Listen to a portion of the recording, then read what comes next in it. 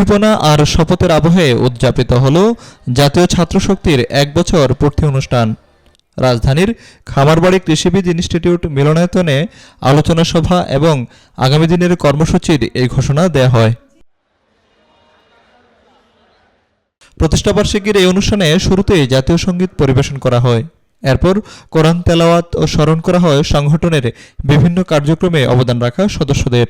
এই বর্ণাঢ্য আয়োজনে দেশের বিভিন্ন জেলা ও বিশ্ববিদ্যালয় শাখা থেকে অংশ নেন শত শত শিক্ষার্থী ও সংগঠনের নেতাকর্মী। আলোচনা পর্বে সংগঠনের কেন্দ্রীয় নেতারা তুলে ধরেন গত ১ বছরে তাদের অর্জন ও ভবিষ্যৎ পরিকল্পনা। তারা দাবি করেন শিক্ষা ব্যবস্থার সংস্কার, ক্যাম্পাসে সহিংসতা বন্ধ এবং শিক্ষার্থীদের অধিকার আদায়ে তারা কাজ করে যাচ্ছেন। প্রধান অতিথি তার বক্তব্যে দেশের ভবিষ্যৎ নেতৃত্ব এবং ছাত্র রাজনীতির ইতিবাচক ধারা ফিরিয়ে আনার আহ্বান জানান। বলেন, ছাত্র সমাজে ইতিহাসের মোড় ঘুরিয়েছে বারবার। বাংলাদেশে এই গণ অভ্যুত্থানে সবচেয়ে বড় ভূমিকা রেখেছে বাংলাদেশের ছাত্র সমাজ।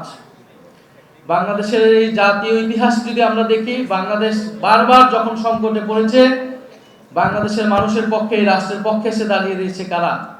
ছাত্ররা, বিশ্ববিদ্যালয়ের ছাত্ররা, স্কুল কলেজ মাদ্রাসার ছাত্ররা।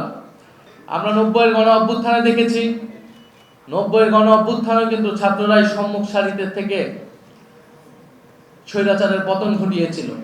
তিনি আরো বলেন, শিক্ষাঙ্গনে গণতান্ত্রিক পরিবেশ নিশ্চিত করা এবং মেধাভিত্তিক নেতৃত্ব গড়ে তুলতে তরুণদের ঐক্যবদ্ধ হতে হবে।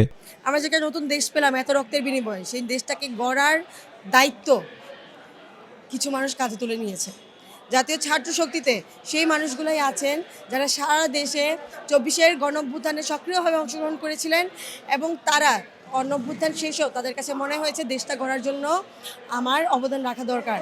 জাতীয় ছাত্র শক্তির আদর্শের রাজনীতি, শিক্ষা ঐক্য মুক্তির রাজনীতি, দায় দরদ এবং মানবিক মর্যাদার রাজনীতি প্রতিষ্ঠার জন্য, বাংলাদেশ পন্থার রাজনীতি প্রতিষ্ঠার জন্য তারা সারা দেশে কাজ করে গেছে এবং এটাই আমাদের প্রাপ্তি। যাতে নতুন করে আবার কোনো আধিপত্য তৈরি না হয় সেজন্য কাজ করে। বিভিন্ন কিছুর মধ্য দিয়ে ছাত্রশক্তি লাস্ট ১ বছর পার করেছে।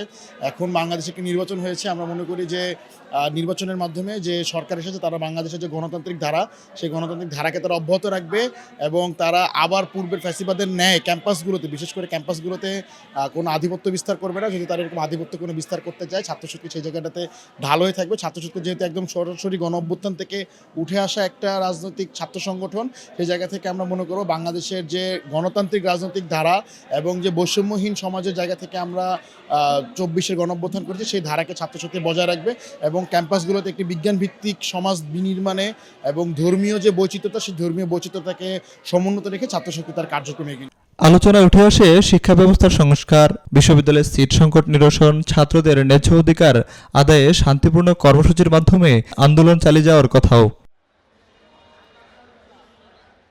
বিশ্লেষকরা বলছেন, দেশের ছাত্র রাজনীতিতে নতুন সংগঠনের উত্থান ইতিবাচক প্রতিযোগিতা তৈরি করতে পারে।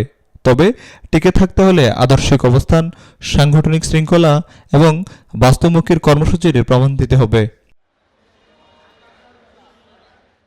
উৎসবমুখর পরিবেশে শপথ আর প্রত্যয়ের মধ্য দিয়ে শেষ হলো ১ বছর পূর্তির আয়োজন। এখন দেখার বিষয় প্রতিশ্রুত কর্মসূচি বাস্তবায়নে কতটা সফল হয় সংগঠনটি। সত্য সরকার, বিনিউজ 24, ঢাকা।